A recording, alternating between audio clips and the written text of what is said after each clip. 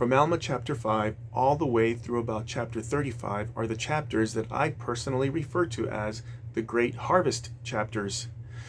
There are so many podcasts and other YouTube videos that discuss the teachings and the interactions between Alma and the peoples of the cities in the land of Zarahemla, and also the sons of Mosiah among the Lamanites, in the Lamanite lands such as the land of Ishmael, where Ammon served King Lamoni.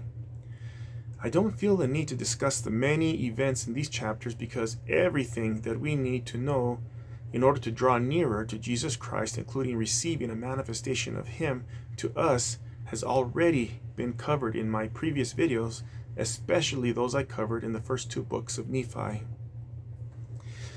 The Great Harvest chapters basically involve Alma and the four sons of Mosiah, namely Ammon, Aaron, Omner, and Himni, and also their companions, namely Mulokai and Amma, who are largely overlooked because we don't hear much about them, but you can read a little about them in Alma chapters 20 and 21. So a personal shout out to Mulokai and Amma. I also want to give a shout out to Amulek and also Yezram for joining the missionary effort after their conversions.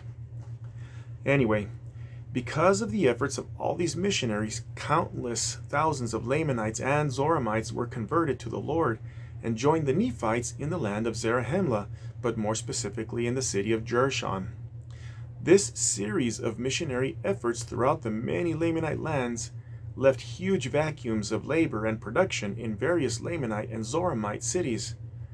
When Babylon is reduced in size substantially, it makes powerful people very upset.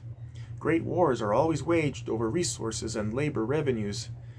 This is the way of Babylon. For example, in Alma chapter 35, we read about the Zoramite rulers, teachers, and priests who cast out all the poor Zoramite converts.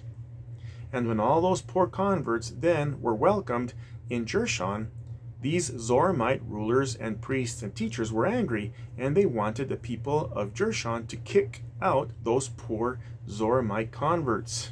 This way, they'd be forced to come crawling back and beg for their jobs. This is the way I see it.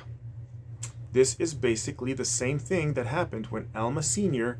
had fled from King Noah in the city of Nephi with all his new converts, leaving King Noah's people very vulnerable because of their substantially reduced numbers. I already discussed what happened to those Nephites and to King Noah, so I won't repeat it here. Because of this huge void, the more wicked and unrepentant Lamanites and Zoramites waged war against the Nephites and all the newly converted Lamanites and Zoramites. The city of Ammonihah was utterly destroyed, and the Lamanites began a series of campaigns against the Nephites, which encouraged Nephite dissenters to rise up in treasonous campaigns of their own, costing countless thousands of lives. I encourage you to study the first 35 chapters of Alma in view of this great harvest and its socio-economic effects on the Nephite and Lamanite civilizations. It helps us to understand our current global political climate better and the similar reasons that wars and secret combinations are caused today.